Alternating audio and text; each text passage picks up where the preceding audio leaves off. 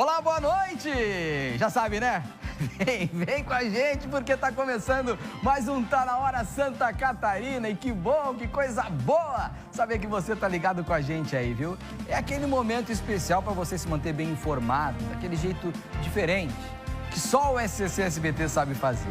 Coisa boa, viu? Obrigado pelo carinho, obrigado pela companhia, obrigado por escolher o SCC SBT. Tem muita informação hoje e claro que a gente conta com você aqui na nossa companhia. E aí, já passou lá pelo nosso portal? Pois é, daqui a pouquinho a gente vai estar trazendo todas as informações do nosso portal SCC10. Tudo isso a gente traz para você. Tem os nossos repórteres espalhados, nós vamos atualizar também o caso de um desaparecimento que está intrigando aí familiares, intrigando as autoridades. A gente já conta para você. Uma gaúcha, moradora aqui de Florianópolis, que desapareceu no dia 4 de março. Algumas mensagens foram enviadas por ela e a desconfiança aí dos familiares é de que não seja ela que esteja mandando as mensagens por conta de alguns detalhes que a gente já vai trazer para você. Mas vamos lá, vamos começar. Agora são 6h15, obrigado pela sua companhia.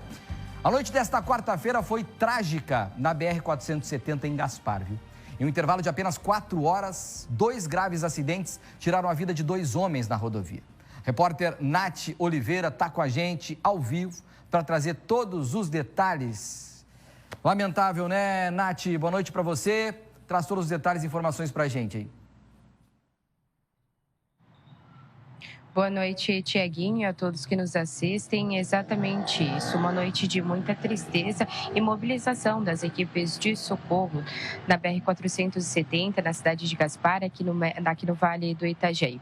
Isso porque 2 homens morreram em graves acidentes diferentes, no intervalo de 4 horas. E também um outro fator que a gente tem que noticiar é que essas colisões aconteceram em quilômetros curtos também de distância, em trechos curtos de distância, 4 quilômetros. Então, a primeira ocorrência foi por volta das 7 horas da noite, no quilômetro 42, no distrito Belchior. Um jovem, identificado como Max Henrique Vandal, de apenas 19 anos de idade, conduzia uma moto quando acabou batendo contra um Fiat Siena. Com o impacto, o Max sofreu traumatismo craniano, diversas fraturas e morreu ainda no local do acidente, antes mesmo da chegada do Corpo de Bombeiros Militar. Max era morador ali da região, muito querido pela comunidade. Diversas pessoas lamentaram a morte dele nas redes sociais e também era apaixonado por motocross. O velório dele está começando agora à noite na Capela do Belchior Alto e o sepultamento acontece amanhã pela manhã às 9 horas. E aí, depois dessa ocorrência, ali por volta das 11h30 da noite, aconteceu um outro acidente no quilômetro 38, também da BR-470. Dessa vez, um homem de 38 anos de idade, natural do Pará. Ele estava em uma bicicleta quando ele foi tentar atravessar a rodovia e aí foi atingido por uma caminhonete Hilux. Ele também já foi identificado como Cleiton Damasceno Martins.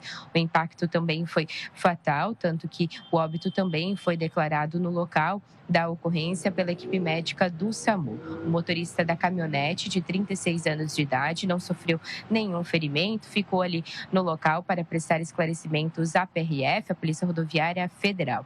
A gente deixa aqui o alerta também aos motoristas desse cuidado redobrado que precisa ter ao dirigir na BR-470, principalmente nesses trechos onde ainda há as obras de duplicação e durante a noite. E os nossos sentimentos aos familiares e amigos dessas 2 vítimas. Tiaguinho. Verdade, Nath, das suas palavras são as nossas aqui de toda a equipe do SCC SBT, né? Nossos sentimentos, que tristeza aí para a família. Mas, Nath, Gaspar aí parece que não teve trégua aí nas últimas 24 horas, né? Teve mais um acidente grave aí que mobilizou as equipes de socorro, é isso? Conta pra gente aí detalhes dessa ocorrência, por favor. Exatamente isso, Tiaguinho. Dessa vez, um verdadeiro milagre aconteceu porque um motorista ele sobreviveu após cair com um furgão de uma ribanceira de 50 metros de altura. Este caso aconteceu na Rua Brusque, no bairro Santa Terezinha. Já é na cidade de Gaspar, mas fica bem perto ali no limite aqui com Blumenau. Então, esse furgão saiu da pista, ele acabou perdendo o controle da direção, despencou dessa ribanceira de 50 metros. O furgão capotou várias vezes até chegar ali no fundo fundo da vegetação. A cena ela acabou impressionando os bombeiros, porque quando eles chegaram no local, eles encontraram a vítima, o condutor de 41 anos de idade, que estava sozinho no momento do acidente, e ele havia já conseguido sair do veículo e estava deitado ali sobre a lataria do furgão, aguardando então as equipes de socorro. A operação de resgate acabou sendo complexa, até por conta do local onde esse motorista estava, então os socorristas precisaram utilizar cordas, macas especiais para retirar a vítima ali daquele espaço, e aí ele foi levado ao Hospital Santa Isabel, aqui em Blumenau, com alguns ferimentos na cabeça, suspeita de fratura na perna, e ele também relatava algumas dores na coluna, mas o homem estava consciente e estável, permanece em recuperação, a gente torce também para a recuperação dele o mais rápido possível, e agora as autoridades vão investigar as causas desse acidente, né, o motivo dele ter perdido a direção desse furgão, mas por sorte continua vivo. Tiaguinho, volto contigo aí no estúdio. Nath, como diz a nossa frase aí, né, milagre em Gaspar. Obrigado aí por todos os detalhes, pronta recuperação, daqui a pouquinho você volta aí, Nath. Vem comigo aqui, Dionei Pacheco. A guerra no Oriente Médio causa impactos no mundo inteiro. E aqui no Brasil não é diferente, viu? Com o barril de petróleo mais caro, gasolina e diesel aumentam. E aí já viu, né? Tudo fica mais caro. Para conter essas mudanças, o governo federal anunciou hoje medidas importantes.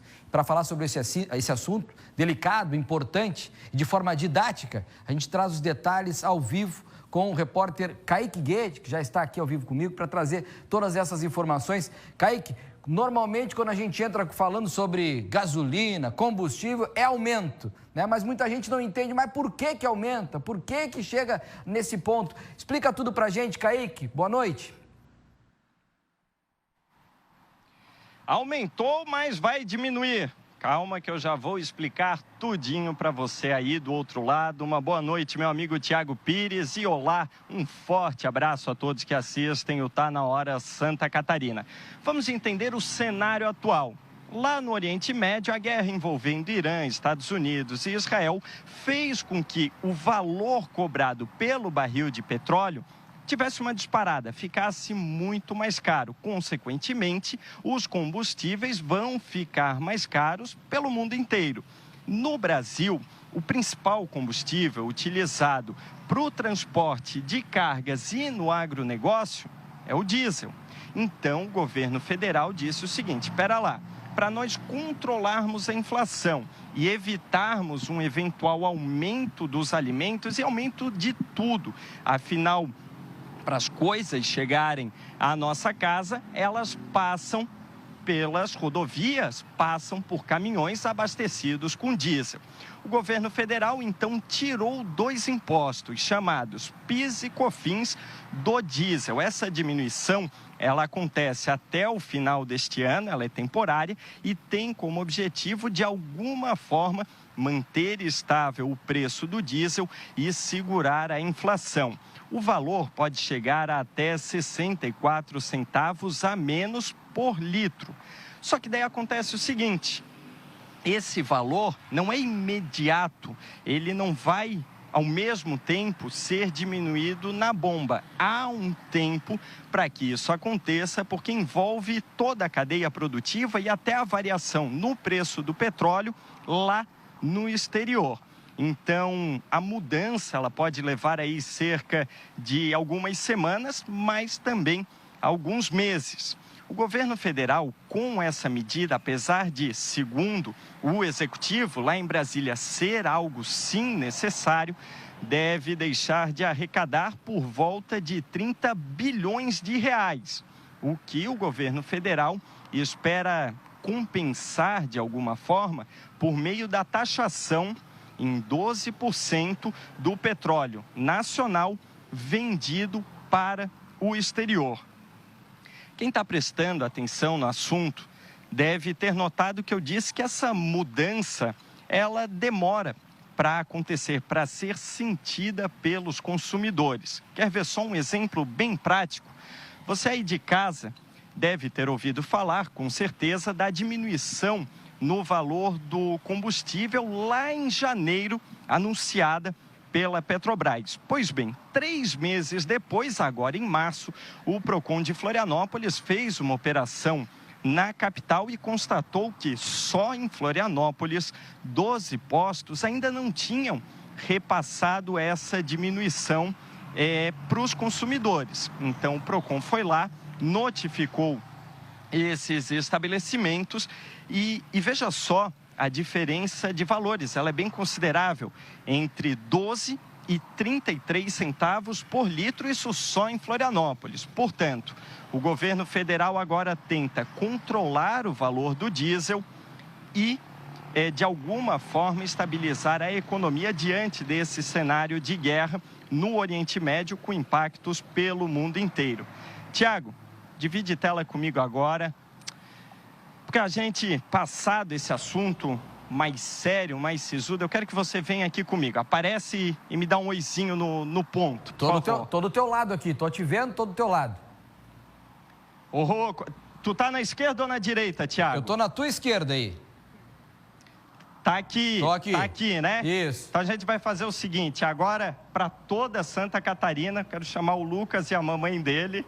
Vem cá, gente. Quem é que tá por aí? Beleza? Porque foi é o Lucas e o nome da mãe? E a Letícia.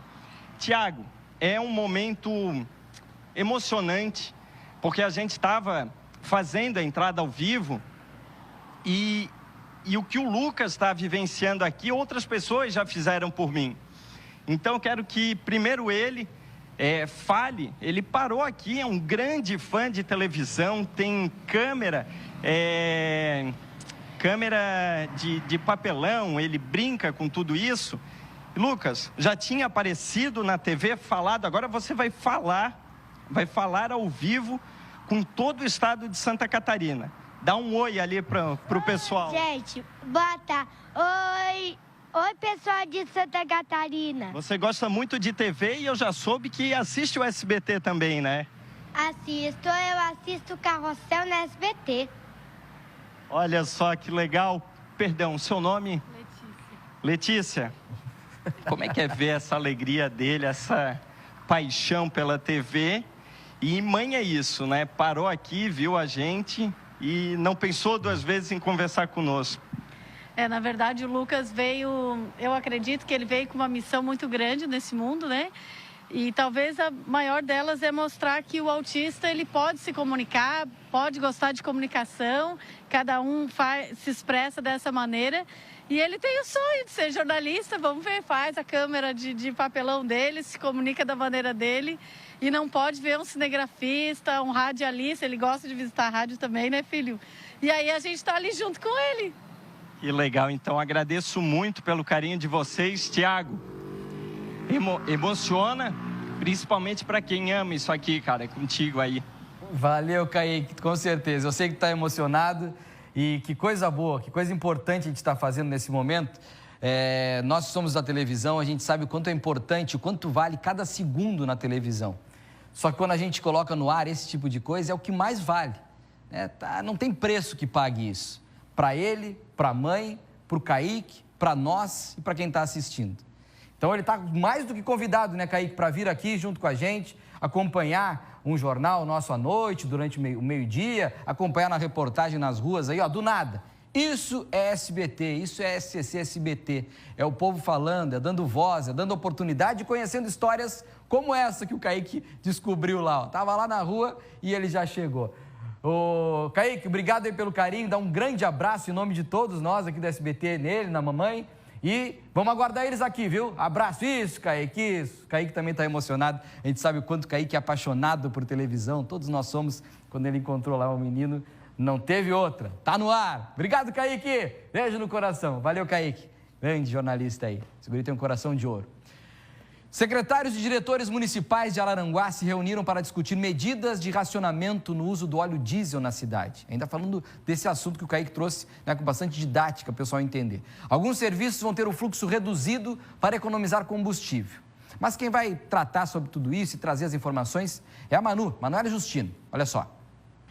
Essa foi uma informação repassada pela própria Prefeitura de Araranguá, que fez uma reunião nessa semana com diretores e secretários justamente para definir o que poderia ser feito nesse momento para não ter o risco de ficar desabastecido, né? O óleo diesel, segundo foi repassado, os fornecedores de Araranguá dos postos já estão relatando uma certa dificuldade para compor, né, o estoque. Por isso que a Prefeitura decidiu, então, reduzir alguns serviços. A prioridade nesse momento é saúde e educação. As ambulâncias e o transporte escolar funcionam normalmente, mas aqueles serviços que são mais secundários ou que não são tão urgentes, eles estão reduzindo. Em relação a isso, nós temos uma fala do Sandro, que é da comunicação da Prefeitura. Ele mandou um vídeo para a gente, trazendo mais informações sobre essa decisão, né, o que foi falado nesta reunião. Olha só. Aqui em Araranguá, alguns fornecedores do município já vêm acusando a preocupação e a falta do combustível para prestar alguns serviços do município, e o próprio município de Araranguá também já vem percebendo essa falta de combustível para prestar os serviços que normalmente o município presta. Os serviços voltados à saúde e à educação seguirão mantidos igualmente. O serviço da balsa, que consome também o óleo diesel, será mantido a priori, será mantido normalmente, mas alguns outros serviços de menor prioridade já sofrerão alguma redução aí na realização do trabalho. Então, toda essa situação, né, como a gente está acompanhando, é em relação à tensão no Oriente Médio, por isso que já começa a refletir em algumas cidades aqui do sul do estado, a exemplo de Araranguá. Outro serviço também que já demonstrou uma certa preocupação, mas que no momento não tem nenhuma alteração, é a coleta de lixo. Então, fomos informados que as empresas responsáveis estão monitorando a questão do abastecimento, mas até agora não teve nenhuma informação repassada sobre a mudança nos horários. O serviço de balsa também continua, mas também vai ter os horários reduzidos aí para poder economizar um pouco mais, como falei. A prioridade nesse momento do município é saúde e educação. E a orientação é que a população fique, então, de olho e acompanhe os canais oficiais até para saber, né, quais serviços continuam normalmente ou quais aqueles que tiveram algum tipo de alteração por conta da baixa no estoque. Volto com vocês aí no estúdio. Obrigado, Manu. Agora 6h31. Nós trouxemos essa semana aqui no Tá Na Hora, Santa Catarina, que o Ministério Público de Santa Catarina ajuizou uma ação por improbidade administrativa contra ex-gestores da Casan e da Fundação Municipal do Meio Ambiente de Florianópolis pelo rompimento da lagoa de evapoinfiltração, da Lagoa da Conceição, que aconteceu lá em 2021. O desastre afetou 145 pessoas, destruiu 79 casas e deixou prejuízos ambientais e sociais.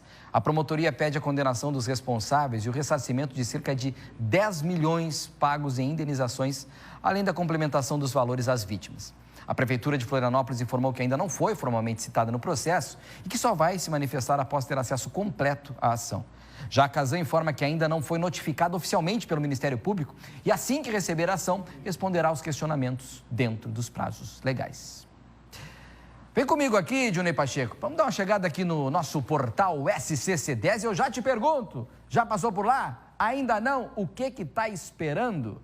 Vamos falar sobre o cão-orelha? Pois então, o governo federal anunciou o decreto cão-orelha, que endurece as punições, né, para os maus tratos a animais. As multas passam a variar de R$ 1.500 a R$ 50 mil por animal, mas podem chegar até R$ 1 milhão em casos mais graves, como a morte do animal, crueldade extrema, reincidência ou divulgação do crime nas redes sociais, que é pior ainda, né? A medida foi criada após a repercussão nacional da morte do cão comunitário Orelha, agredido na Praia Brava. O objetivo é aumentar a punição e reforçar o combate aos crimes contra animais. E você tem todas as informações aqui no nosso portal SCC10. Vamos aproveitar que a gente está aqui, vamos mais uma. Um golpe virtual faz vítima perder mais de 8 mil em Palma-Sola. É isso mesmo. Moradora de Palma-Sola perdeu mais de 8 mil reais após cair em um golpe.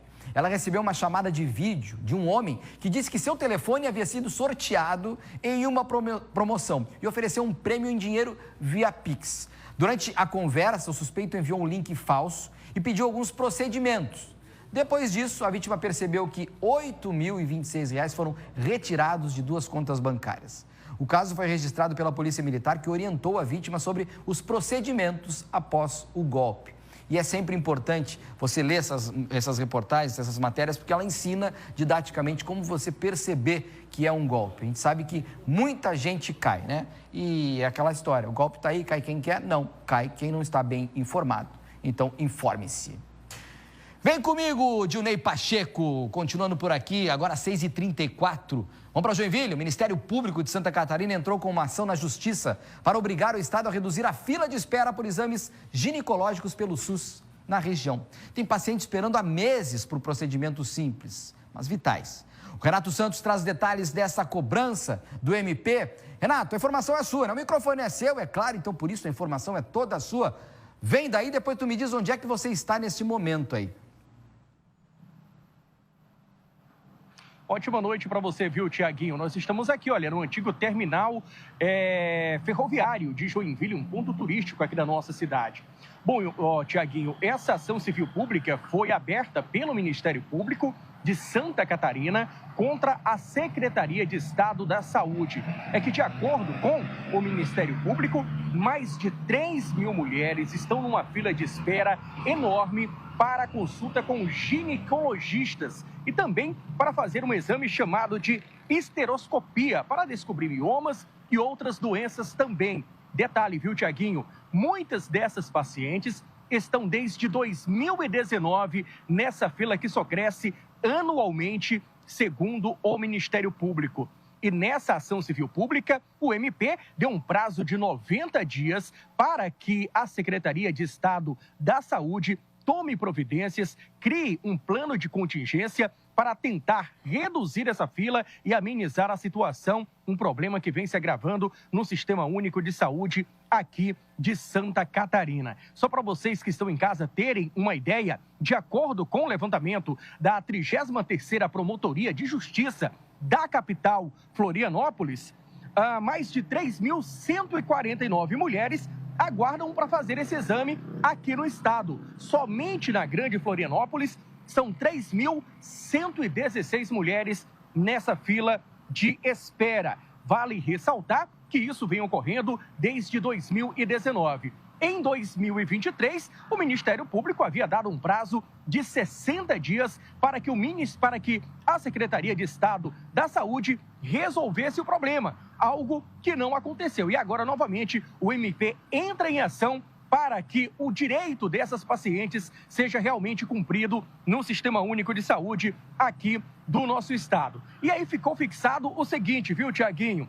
A Secretaria de Estado da Saúde tem esse prazo de 90 dias, portanto, para fazer uma homologação das medidas e metas dentro desse prazo de 90 dias. E em caso de descumprimento, o MP fixou uma multa diária de R$5.000 contra a Secretaria de Estado da Saúde. Eu tenho uma nota que foi divulgada pelo governo do estado que diz o seguinte, que desde 2023, a Secretaria de Estado vem cumprindo com as obrigações e atendendo os requisitos que foram, na verdade, estabelecidos pelo Ministério Público de Santa Catarina. Disse também que a SES participa e colabora na solução dos possíveis problemas que foram apontados nessa determinação. A nota diz ainda que cabe destacar que, apesar da tabela do SUS não passa por alterações há mais de 20 anos, a Secretaria vem criando tabelas próprias e em pactuação com municípios para atender às demandas locais. Ou seja, o Estado tentou jogar a responsabilidade para as cidades catarinenses e disse que, diante de todo esse problema, nos últimos anos foram investidos mais de R$90 milhões em referente a esse tipo de atendimento aqui no nosso estado. Claro que a gente vai continuar acompanhando e trazendo os detalhes e o desdobramento dessa ação que foi aberta pelo MP contra a saúde catarinense, viu, Tiaguinho? Retorno com você aí no estúdio. Obrigado, viu, Renato? Obrigado por todas as informações, todos os detalhes, muito bem explicado. Daqui a pouquinho você volta. E a gente continua falando de saúde, viu? Agora quando são 6h38, né? Sobre um assunto sério, muito sério. A falta de consultas e exames marcados na rede municipal. Em Itajaí, o número de pacientes que não comparecem às consultas e exames marcados é muito grande. Mas quem vai explicar tudo pra gente e deixar a gente bem informado é a Cris Pinheiro, que tem todos os detalhes. Olha só. Muitas faltas foram registradas nos 2 primeiros meses deste ano. Foram mais de 7.000 faltas de pacientes na rede municipal de saúde aqui de Itajaí. Uma média de mais de 3.000 por mês. Só em fevereiro foram mais de 4.100 faltas. São pacientes agendados para consultas, exames e atendimentos com especialistas nas 37 unidades da rede pública de saúde aqui de Itajaí. Essa situação, como a gente sabe, prejudica muito a saúde. Os profissionais que permanecem à disposição desses pacientes faltosos não conseguem no mesmo dia atender, por exemplo, aqueles que estão na fila de espera.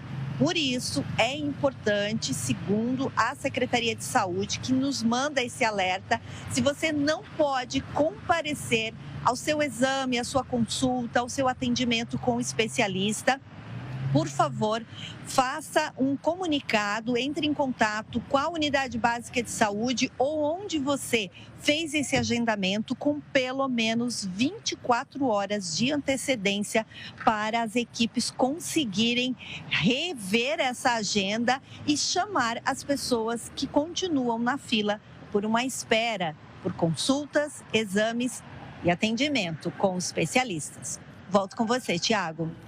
Obrigado, Cris. Obrigado aí pelas informações, todos os detalhes que você trouxe pra gente. Agora 6h40, obrigado por estar conosco aqui no Tá Na Hora Santa Catarina. E a gente continua falando, de saúde. A Universidade do Estado de Santa Catarina, Oeste, passou a integrar um estudo nacional que busca prevenir o desenvolvimento do diabetes tipo 2 em pessoas com alto risco para a doença. O repórter Felipe Basto tem todos os detalhes e você vai ver agora. A iniciativa faz parte do Programa de Prevenção de Diabetes, o Provendia, um ensaio clínico multicêntrico que reúne 33 centros de pesquisa nas 5 regiões do país. Ao todo, o estudo prevê a participação de cerca de 1.590 pessoas. Na UDESC Oeste, a pesquisa é coordenada pelo professor William Campo, do Departamento de Enfermagem, e deve acompanhar 53 participantes.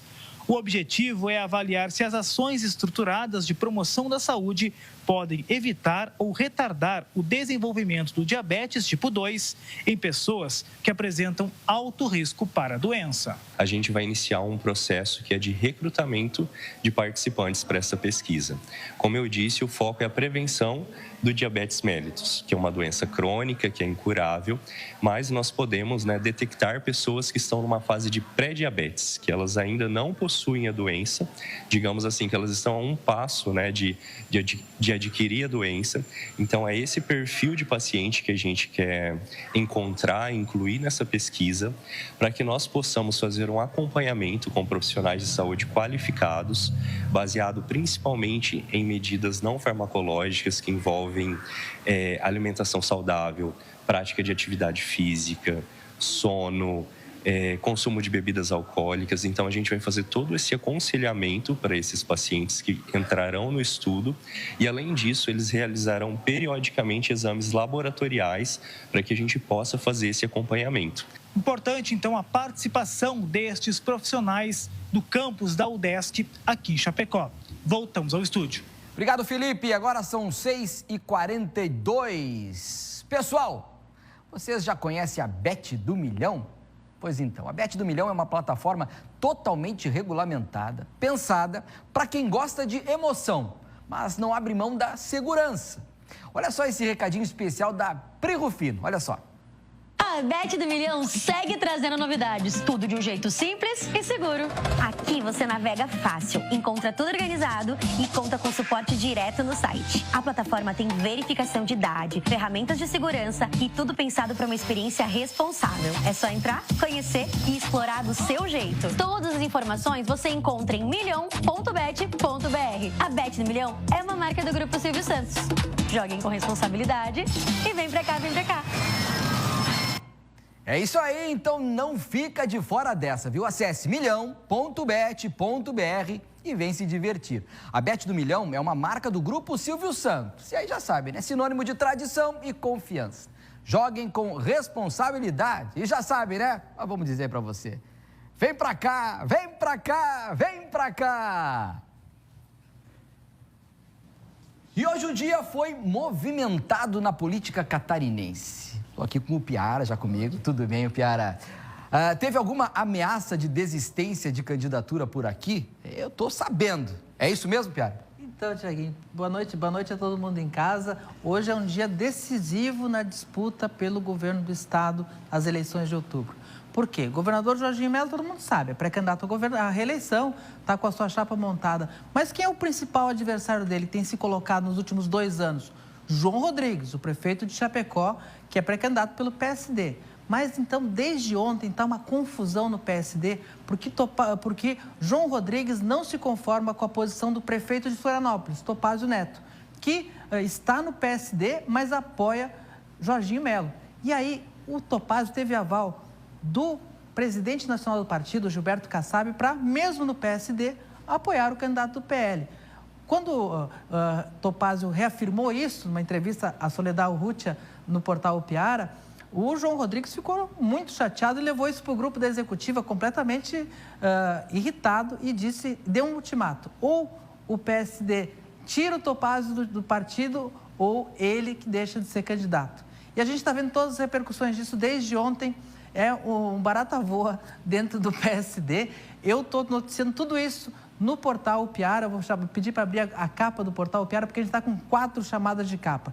Esse é o tamanho da relevância desse momento na política em Santa Catarina. Porque como o João Rodrigues é o principal postulante, adversário, se ele tira o time de campo, o campo fica muito aberto para o governador Jorginho Melo, especialmente no campo da centro-direita. Então está ali a manchete. Exclusivo, João Rodrigues confirma que pode desistir da candidatura se Topázio ficar no PSD. É uma entrevista exclusiva que o João Rodrigues deu agora há pouco para Sol Urrutia também, nossa colunista. Ali embaixo, logo embaixo, Jorge Bornhausen, ex-governador, ex-senador, discutiu com João Rodrigues no grupo do Zap, disse: política se faz com paciência e não com ameaças. Ele deu uma coletiva agora há pouco, terminou agora há pouco. Magis Topazoli, nossa colunista, também estava lá. E ele disse, esse destempero do João, essa intempestividade, é sinal de que ele vai renunciar. Não significa que já está confirmado, mas amanhã tem uma coletiva do João Rodrigues às 9 da manhã, que ele vai anunciar o que ele vai fazer. Na chamada do site também tem um texto meu, eu também escrevo, né? Também sou colunista do meu próprio site, não poderia deixar de ser, em que eu elenco alguns motivos que levaram a essa reação do João Rodrigues. Por que ele está tão irritado? E aí, além do Topázio, tem um fator lá em Balneário Camboriú que tinha a expectativa de que o deputado estadual Carlos Humberto se filiasse ao PSD a pedido da prefeita Juliana Pavan, que é do PSD, e ele decidiu ficar no PL. Então ele sentiu, será que os Pavan estão comigo mesmo? Olha, isso vai desenrolar, vai ter muita coisa que vai andar, mas assim, até o final de semana a gente vai ter essas confirmações e todos os olhos amanhã na entrevista coletiva do João Rodrigues. Bom, já sabe, né? O Piara e o seu time é o ponto de encontro da política, né? É o ponto de encontro da política. Quer saber da política catarinense? Entra lá, upiara.scc10.com.br, portal O Piara. Dado o recado, então. Piara, até amanhã. Até amanhã. Grande abraço. Grande o Piara e seu time aí, trazendo tudo sobre a política pra gente. O PROCON de Santa Catarina realizou na manhã desta quinta-feira o 2º Congresso Internacional para debater temas de interesse do consumidor. O evento reuniu autoridades, jornalistas, estudantes e consumidores. Nosso apresentador do SCC Meio Dia, Henrique Zanotto, foi um dos jornalistas palestrantes no painel da comunicação. O evento também promoveu debate sobre o programa Limpa Fio, coordenado pelo PROCON, em parceria com a Celesc, Anatel e empresas de telecomunicações. Também foram discutidos a qualidade e os preços dos combustíveis, com a participação do Ministério Público de Santa Catarina, o Inmetro, Agência Nacional do Petróleo, Instituto Combustível Legal e a Secretaria da Fazenda. O Congresso também discutiu parcerias com instituições como a Polícia Civil, a Polícia Científica, conselhos profissionais e a FEComércio de Santa Catarina. Tá aí imagens que vocês viram desse evento que aconteceu e nós estávamos lá também na cobertura. Parabéns ao Henrique também que estava nos representando. E você vai ver a seguir, a Prefeitura de Joinville enviou à Câmara um projeto de lei para regulamentar o uso de patinetes e bicicletas elétricas compartilhadas.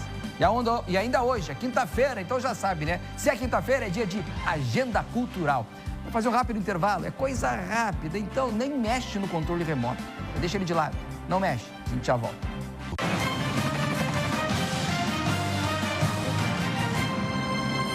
Eu disse que era rápido, estamos de volta, tá na hora Santa Catarina, agora 10:07, imagens ao vivo neste momento da Ponte Pedro Ivo, Colombo Salles, movimentação intensa, muitos veículos saindo e entrando na ilha. Olha só para vocês verem essa imagem ao vivo neste momento, que bela imagem, hein? Da nossa querida capital, Floripa, na tela aqui do Tá Na Hora Santa Catarina. A Prefeitura de Joinville enviou à Câmara um projeto de lei para regulamentar o uso de patinetes e bicicletas elétricas compartilhadas. Vamos entender melhor sobre isso? O objetivo do projeto e tudo mais? É claro, né? Ele está na tela. Renato, volta pra gente, explica melhor aí. Bicicletas elétricas compartilhadas. Conta aí o objetivo desse projeto. Exatamente isso, viu, Tiaguinho? Vale para bicicletas elétricas, bicicletas tradicionais, também os chamados patinetes e os autopropelidos. É um projeto de lei que foi encaminhado no dia de hoje para a Câmara de Vereadores discutir essa situação. E aí poderá entrar em tramitação, ser aprovado e depois o prefeito, claro, que sancionar. Mas claro que diante dessa discussão que vai ser levada para o plenário da Câmara, esse projeto poderá sofrer algumas alterações, como explicou a própria Prefeitura no dia de hoje, em uma conversa que eu tive com a assessoria de comunicação. E aí esse projeto prevê, por exemplo, o pagamento de espaços públicos para a criação, por exemplo, de estacionamento e implantação de sistemas de aluguel de bicicletas, patinetes, autopropelidos e esses veículos que são similares. O município já tem uma legislação que está em vigência desde 2013, mas agora eles vieram com esse novo projeto para tentar melhorar o sistema de mobilidade aqui da nossa cidade e trazer também mais segurança para os usuários desse tipo de transporte. E aí, o que prevê, na verdade, esse projeto?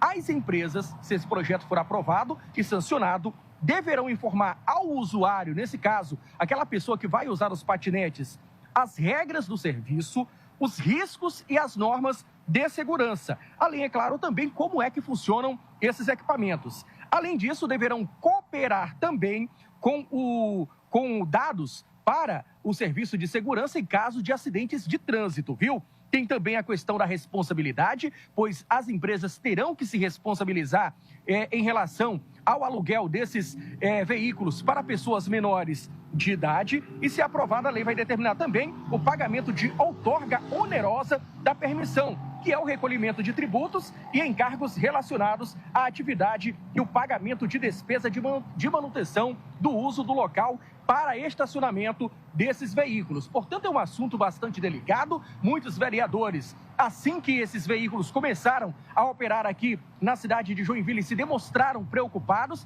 A gente já mostrou, inclusive, aqui não Tá Na Hora, acidente grave envolvendo pessoas pilotando patinetes. E aí, diante dessas ocorrências, a Prefeitura, portanto, decidiu apresentar esse projeto de lei que agora vai ser discutido lá na Câmara de Vereadores. Tiaguinho. Ô, Renato, é necessário, não adianta, é necessário. O veículo vem para ajudar no transporte, na movimentação, na locomoção, mas tem que ter regramento, tem que ter regra, tem que ter lei. Obrigado, Renato, por todos os detalhes, a gente vai acompanhar de perto tudo isso. Uma operação da Diretoria de Bem-Estar Animal, a DBEA, e da Polícia Civil, resgatou 6 cães e uma ave silvestre no bairro Capoeiras, em Florianópolis. A ação ocorreu depois de denúncias de agressões e condições extremas de insalubridade no local. Os agentes constataram que os animais estavam sem acesso à água potável e alimentação adequada e também ambiente degradante. 2 pessoas foram presas em flagrante por crimes de maus-tratos e contra a fauna. Também foi identificada a posse ilegal de ave silvestre sem registro. Os cães foram levados à DBEA para atendimento veterinário, para vacinação, castração e também microchipagem, antes de serem disponibilizados para adoção. A ave silvestre foi encaminhada com o apoio do Instituto do Meio Ambiente. A DBEA destacou a importância da adoção para liberar espaços para novos resgates e relembra que casos de maus-tratos podem ser denunciados pelo site da Delegacia Virtual de Santa Catarina, que é o delegaciavirtual.sc.gov.br. Agora, 6h55, vem comigo, Dilnei Pacheco, porque nós falamos sobre isso aqui no início do Tá Na Hora Santa Catarina. A corretora de imóveis, Luciane Aparecida Estivalé Freitas, de 47 anos, moradora do bairro Santinho, aqui em Florianópolis, está desaparecida desde o dia 4 de março. A família está à procura e a Polícia Civil segue investigando o caso. A gente preparou uma reportagem para você que não sabe ainda sobre o assunto, sobre o tema, para entender um pouco mais. Olha só. Um desaparecimento intrigante. Luciane Aparecida Estivalé Freitas, de 47 anos, corretora de imóveis, gaúcha, natural de Alegrete, está desaparecida desde o dia 4 de março, quando foi vista pela última vez no bairro Santinho, no norte da ilha, em Florianópolis, onde residia. O boletim de ocorrência foi registrado pela Polícia Civil na última segunda-feira. Matheus Estivalé Freitas, irmão de Luciane, informou que a irmã não responde às mensagens nem atende ligações há dias. A investigação está em andamento. Nós estamos em contato diário com a família, que nos alimenta com informações que chegam, e passamos a tratar o caso com bastante foco a partir das suspeitas de que o desaparecimento não tenha sido voluntário. Suspeita após as autoridades terem acesso a um vídeo feito pelos familiares na residência de Luciane dias após o desaparecimento, onde é possível ver louças espalhadas na pia da cozinha e alimentos estragados e deixados em panelas. Um local visivelmente desabitado há dias. Além disso, o gato e o cachorro de Luciane também estavam abandonados no local. Além da casa revirada com animais de estimação abandonados, um outro detalhe chamou a atenção. Após inúmeras tentativas de contato com a Luciane, a família recebeu via WhatsApp uma mensagem supostamente dela. Só que o que seria um alívio se tornou momentos de tensão. A mensagem tem detalhes que revelam que possivelmente não seja a Luciane quem enviou. Na mensagem enviada, ela pede que deixe ela em paz e que ela está ótima. Além disso, fala por 2 vezes para que não dê informações dela para um homem citado, que ela estaria com medo por ele estar perseguindo por causa de ciúmes.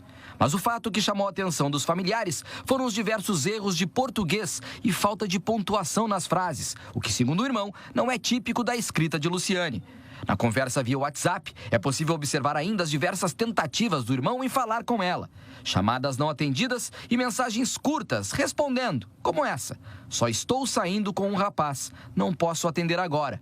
O irmão implora para ela mandar um áudio dizendo que ela está bem e insiste nas ligações. A resposta vem em seguida: todo mundo ligando, não consigo atender.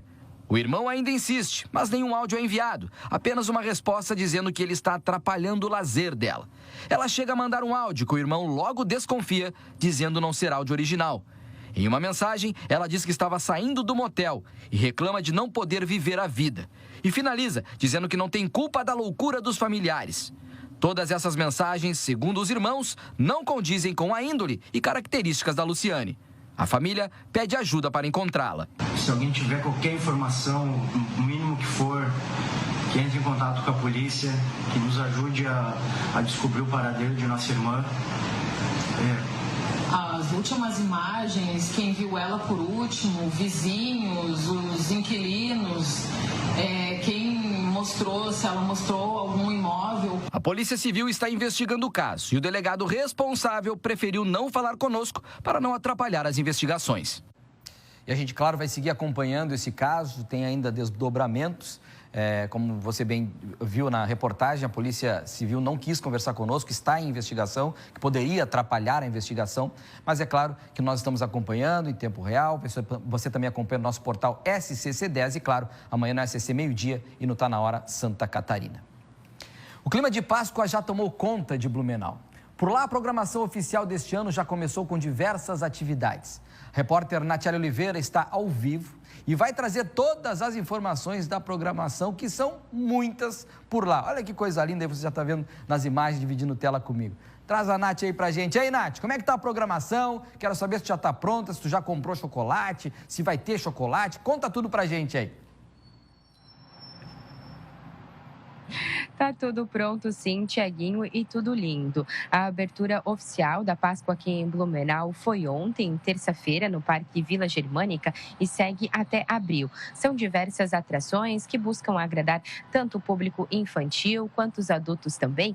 E aí o tema deste ano é a aventura de cacau pelo mercado mágico de coelhos. Justamente uma inspiração em relação à mascote oficial da festa, que foi escolhida pelo público lá em 2025, então retorna nesse ano para fazer a alegria dos visitantes. E aí nas imagens vocês podem ver que a Vila Germânica está toda decorada, está muito bonita. Os personagens vão andando ali pelo parque também para convidar as famílias, né, para participar das atividades, tirando fotos. E aí para quem quiser saber, fazer parte então dessas atrações, as atividades começam sempre a partir das 4 horas da tarde e seguem até as 9 horas da noite. Tem tanto dias de semana semana, quanto agora no fim de semana também para você que quer aproveitar. E aí, em relação às atrações, tem a Casa do Coelho, que a visitação é gratuita. Há algumas oficinas também de pintura de casquinhas de bolacha, de confecção de coelho. Essas são atrações que são pagas à parte. Tem pintura facial também, que é de graça para a criançada, que ali daí as crianças, público infantil, pode colocar coraçãozinho, florzinho. Os meninos também, às vezes, escolhem super-heróis para colocar no rosto e aí fica lindo para a festa. E aí, lembrando ainda que também tem brinquedos, tem carrossel, tem roda gigante. Esses também já estão funcionando. E aí, o valor de quinta a domingo é de R$ 25. Só que a programação, ela não para por aí. Além disso, tem toda a decoração externa também. Tudo isso é de graça para que as famílias possam ir lá, tirar foto, aproveitar o dia. E aí, no domingo, uma novidade desse ano é que vai ter uma missa solene na prainha. E aí, em abril, ali, a encenação da Paixão de Cristo, né? Para ressaltar o real significado da Páscoa. E aí, para quem não quiser perder nenhum detalhe de todos os horários das apresentações culturais que também vão acontecer durante todo esse período, é só acessar o Instagram oficial da Páscoa aqui em Blumenau, que é esse Instagram que aparece agora na sua tela. A programação, ela segue até o dia 12 de abril. É um passeio muito legal, muito divertido. Então, fica aí o convite para todas as famílias. Tiaguinho. Convite feito, Nath. Quando puder, sempre traz informações daí. Daqui a pouco, quem sabe, você faz uma interação com a tatuagem também, lá com coraçãozinho, coelhinho e tudo mais. Quero só ver. Nath, até daqui a pouquinho aí. Agora, quinta-feira, hoje, quintou. E aí já sabe, né? Se é quinta-feira, é dia de quê? De agenda cultural. Rodou.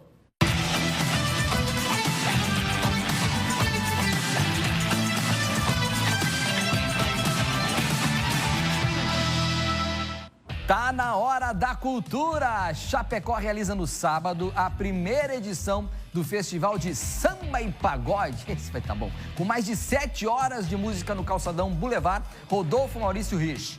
O evento, promovido pela Prefeitura por meio da Secretaria de Cultura, reúne mais de 10 grupos e artistas locais. A programação ocorre da 1 da tarde até as 9 da noite e também conta com feira de artesanato, visitação à biblioteca pública, com atividades para toda a família. Então, tá todo mundo convidado. O Teatro Municipal Bruno Nitz, em Balneário Camboriú, vai transmitir ao vivo a cerimônia do Oscar 2026 em telão no domingo, dia 15, a partir das 9 horas da noite, com entrada gratuita. O público poderá torcer pelo Brasil, que concorre com o filme O Agente Secreto, indicado em 4 categorias, incluindo melhor filme e melhor ator para Wagner Moura. O evento tem 345 lugares e a orientação, é claro, é chegar cedo. Já sabe, né? Então já te prepara aí.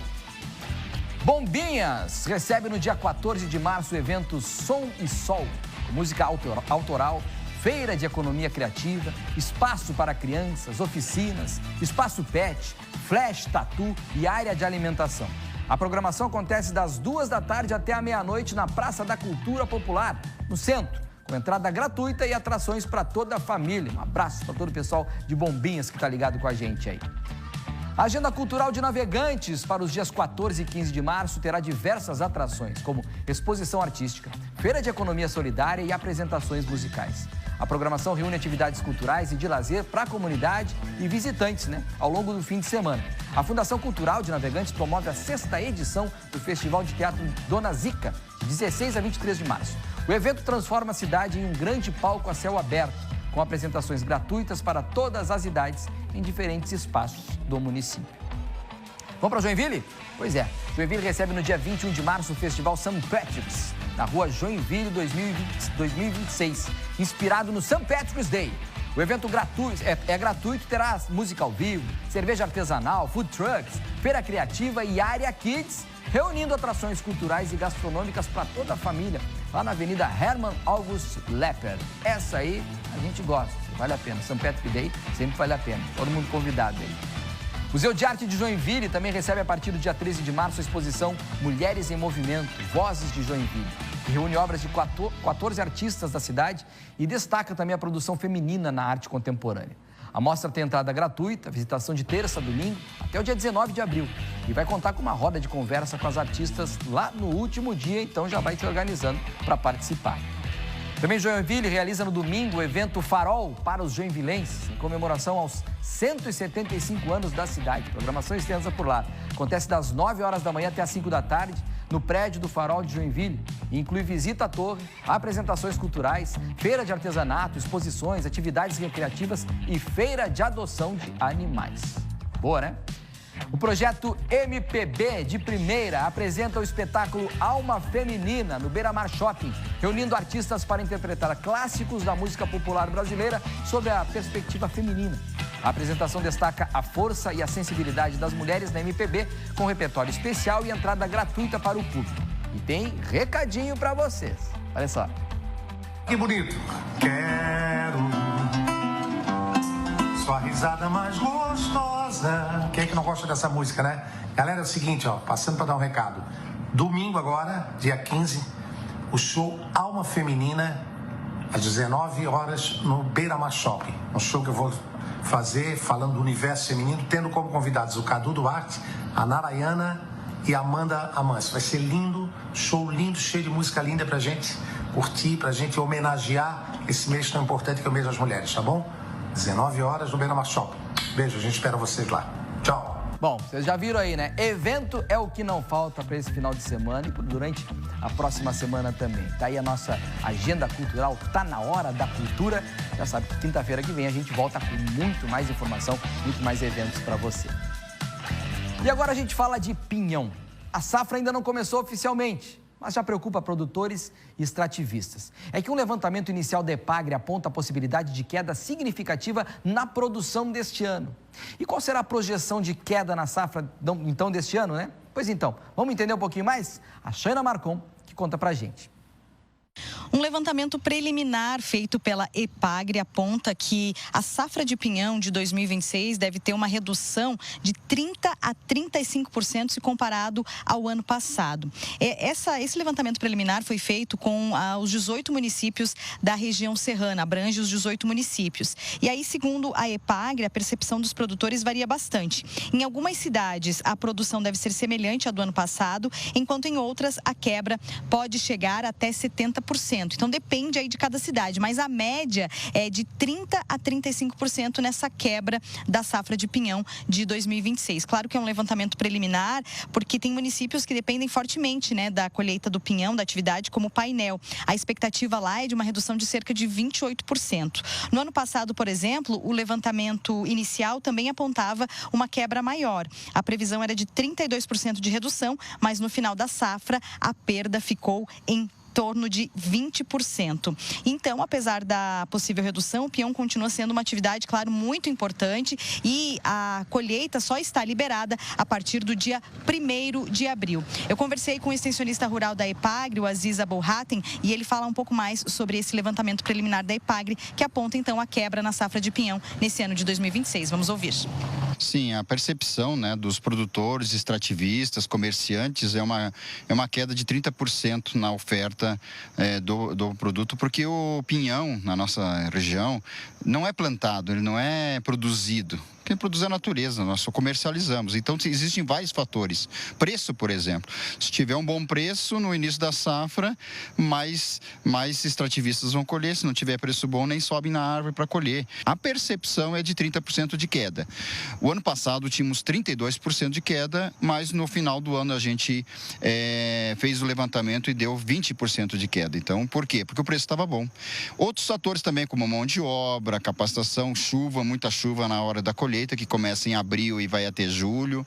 Então, muitos fatores incidem, né, sobre essa expectativa. Como nós ainda não produzimos o pinhão, temos alguns trabalhos na Epagre de plantio de araucária, angustifolia enxertada para a produção de pinhão, mas ainda não está consolidado. Praticamente toda a colheita de pinhão é feita da natureza, né, das florestas de araucária da nossa região. Enquanto a safra não começa oficialmente, os produtores e também os extrativistas devem respeitar a legislação ambiental. Então, só pode colher o pinhão a partir do dia 1º de abril. Se alguém for flagrado colhendo, transportando, comercializando o pinhão antes dessa data, pode ser multado pela Polícia Ambiental, porque é crime, né, ambiental colher o pinhão antes desta data. Por conta aí da fauna, né, das aves que se alimentam do pinhão nesse período, como a gralha azul, por exemplo, que é uma ave símbolo aqui da Serra Catarinense, inclusive ela que faz a distribuição dos pinhões para que mais araucárias possam se desenvolver aqui na região, né? Elas catam o pinhão na araucária e aí elas derrubam no chão e aí que nascem mais araucárias aqui na região. Então, por isso que tem que respeitar esse período do defeso do pinhão e a partir do dia 1º de abril, então, é que está liberada a colheita do pinhão oficialmente. A gente acompanha, né, todos os desdobramentos, então, da colheita do pinhão e a partir do dia 1º a gente vai mostrar também como que vai ser esse início de colheita aqui na Serra Catarinense, que é tão aguardada por todos por aqui. Eu volto com vocês aí no estúdio. Obrigado, Shaina, por todos os detalhes, todas as informações da nossa querida Serra Catarinense. Um grande abraço para Lages, para toda a Serra Catarinense que nos acompanha. Beijo no coração de vocês aí. Festa do Pinhão tá chegando, hein? Vai ocorrer daqui a pouco a cerimônia de posse da diretoria executiva e do Conselho de Administração da Associação dos Dirigentes de Vendas e Marketing do Brasil, ADVB, de Santa Catarina, aí para o biênio 2026 e 2027. A cerimônia é no auditório da Fiesc, aqui em Florianópolis. E por lá, o repórter Kaique Guede está acompanhando tudo e nos traz aí quem são os nomes para a nova diretoria, se já aconteceu a reunião. A gente está vendo que o evento está acontecendo ainda. Kaique, a informação é sua, vem daí. Olá, Tiago, um forte abraço a todos que assistem o Tá Na Hora Santa Catarina. Eu falo neste momento da sede da Federação das Indústrias de Santa Catarina, onde acontece a posse, uma grande cerimônia para toda a nova diretoria da Associação de Marketing e Vendas do Brasil, a ADVB, aqui do nosso estado. Essa posse vale para este ano de 2026 e o ano de 2027. Quem está ao meu lado é a presidente Melina Costa, que tem mais de 20 anos de experiência na área de marketing, branding, é formada em administração. E, presidente, como a senhora se sente neste momento da sua carreira? Estou muito feliz não só com a minha carreira, mas nesse momento especial de estar assumindo a ADVB Santa Catarina. A ADVB é uma entidade de 42 anos, com um protagonismo imenso no nosso empresariado catarinense. E tem um fato muito curioso, que é especial para mim, que o meu pai já foi presidente da ADVB, o Roberto Costa, e agora parece que é uma passagem de bastão, assim. Então é uma noite realmente muito especial. Sou muito feliz, trabalho com branding e marketing há mais de 20 anos, então assumir a associação é uma realização. Presidente, para algumas pessoas, esses nomes são muito distantes, parece até coisa difícil.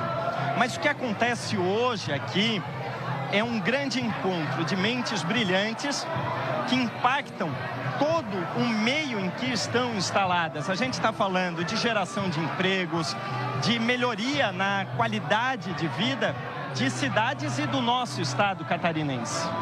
É isso mesmo.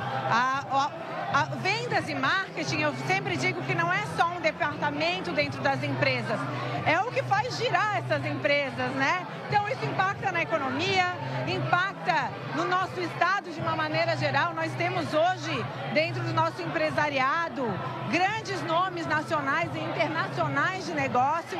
Então a ADVB nesse momento está consolidando seu protagonismo dentro da nossa economia também.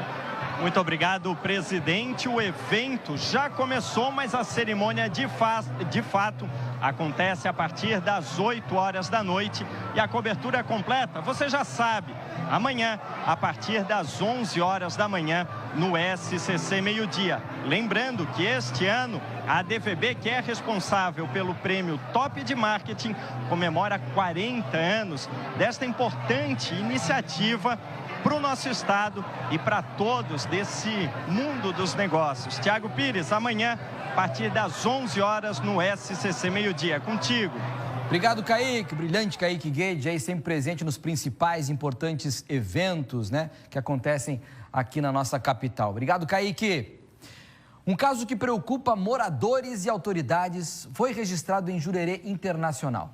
Dezenas de tainhas, muitas delas de grande porte, foram encontradas mortas em um dos lagos do bairro. O volume de peixes e decomposição era tão grande que foi necessário utilizar uma retroescavadeira para retirar os animais do local. Nós entramos em contato com o Grupo Habitasul, responsável pela água e esgoto lá do bairro, que nos relatou que o grupo estava fazendo um trabalho de retirada de macrófitas, uma planta aquática, e ao remover a água, isso teria baixado o nível de oxigênio, o que pode ter causado a morte de peixes maiores. Porém, essa possibilidade ainda está em análise de causa. Segundo a empresa, esses peixes já foram retirados e destinados corretamente, além de que hoje uma equipe do sistema de água e esgoto estavam verificando se outros peixes mortos vão aparecer no local. Segundo a Habitasul, uma empresa terceirizada contratada está responsável agora pelo estudo da qualidade da água e do episódio do aparecimento das tainhas na região. Antes de iniciarmos o Tá Na Hora Santa Catarina, a empresa nos atualizou que não haviam peixes mortos no local. Enquanto isso, a Prefeitura de Florianópolis informou que está em contato com o Grupo Habitasul para apurar o caso e adotar as medidas necessárias. A Associação de Moradores diz que segue acompanhando a situação de perto, já que o equilíbrio ambiental do lago é uma prioridade para a comunidade. Não seria diferente, né? A gente vai seguir acompanhando também. Vamos saber como é que vai ficar o tempo amanhã? Previsão do tempo.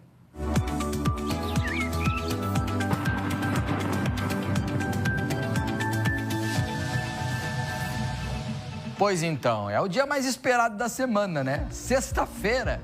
Pois é, a estabilidade diminui em Santa Catarina com o deslocamento da baixa pressão para o oceano. Ainda podem ocorrer temporais isolados por causa do calor e da umidade. No litoral, o dia terá mais nuvens e chances de chuva fraca. As mínimas variam entre 11 e 24 graus e à tarde as máximas ficam entre 24 e 30 graus, com temperaturas mais amenas no Planalto Sul. Vamos dar uma olhadinha aqui como é que fica o nosso mapa das regiões.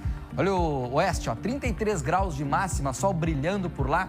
Aqui na Serra, 29 de máxima, no Vale 32, no Norte 31, aqui no litoral ainda a possibilidade de chuva fraca, como nós dissemos, né? Mas a máxima vai a 27 graus e no Sul também 27, com a possibilidade maior de chuva. Agora vem comigo, vamos ver algumas cidades aqui. Vem, Serginho, dá uma olhadinha rapidinho aqui para você. Daqui a pouco está nos assistindo aí de Chapecó. 28 graus a máxima amanhã, viu? Alô, Joinville, 28. Alô, Blumenau com a gente, 29 graus.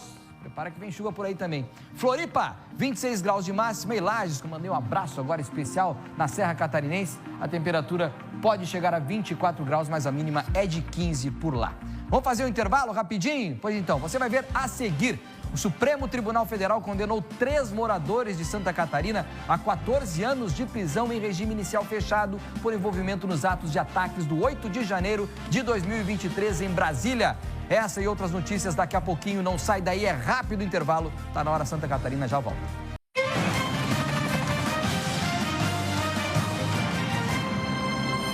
É rapidinho, de volta, tá na hora Santa Catarina, agora são exatamente 7h20. Já estou aqui na frente do portal SCC10, porque o Supremo Tribunal Federal condenou 3 moradores de Santa Catarina a 14 anos de prisão em regime inicial fechado por envolvimento nos atos de ataques do 8 de janeiro de 2023 em Brasília. Segundo a decisão, 2 empresários de Corupá e um aposentado de Brusque foram responsabilizados por financiar o transporte de manifestantes para Brasília, incluindo o pagamento de valores via Pix para custear ônibus que levou participantes até a Praça dos Três Poderes. Eles foram considerados culpados por incentivar e apoiar os atos que resultaram na invasão e depredação de prédios públicos. Além da pena de prisão, também terão de pagar multa. Mais informações na matéria realizada aqui por Pedro Correia. E, claro, os nossos repórteres do nosso portal SCC10 estão sempre atentos, trazendo a melhor informação para você. Passa lá e fique por dentro de tudo. Agora, uma boa notícia para quem está procurando uma oportunidade de trabalho, viu? Acontece amanhã a primeira edição do Balcão de Empregos em Criciúma. A Emanuele Justino está chegando com mais informações e, claro, fica atento, olha só.